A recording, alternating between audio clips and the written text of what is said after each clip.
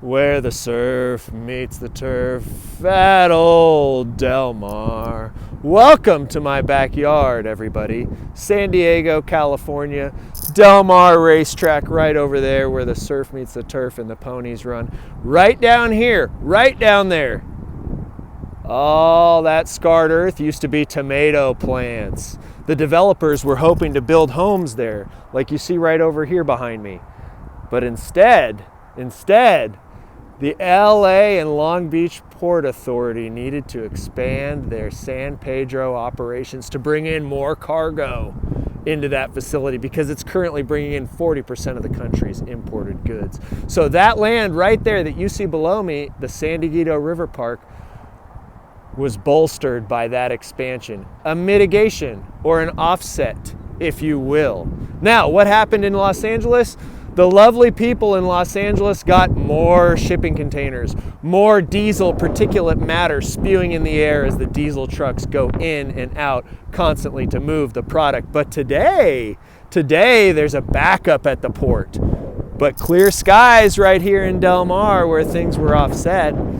Not to mention, Gavin Newsom was in Wilmington, Long Beach, California, announcing a 3,200-foot setback on oil and gas facilities near homes and commercial spaces. Well, why is that interesting? Because it has nothing to do with the pollution that the people in Los Angeles are breathing. And the port and the tanker traffic has everything to do with the particulate matter, the sulfur dioxide, and the nitrous oxide that is going up into the air and sitting down into the Los Angeles basin. So while I can enjoy my beautiful open space, they put trails in down here the last 20 years. This place is just a beautiful area to hike with your kids. Thank you to the Port Authority. I don't have a hand in all these things. I know there's a big environmental justice component to this that we need to be discussing. Why didn't this mitigation or this offset measure take place in Los Angeles, near the facility that was expanded?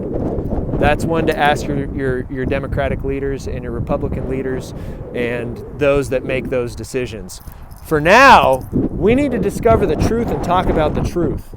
That the reason the port is overrun is because it's crazy to have 40% of a country's goods and services, the number one country in the world by GDP, by the way, into one choke point. It's also foolish to have 70% of the crude oil that the state consumes come in through that same complex. And then we wonder why the air quality is terrible in the Los Angeles basin. Are you kidding me?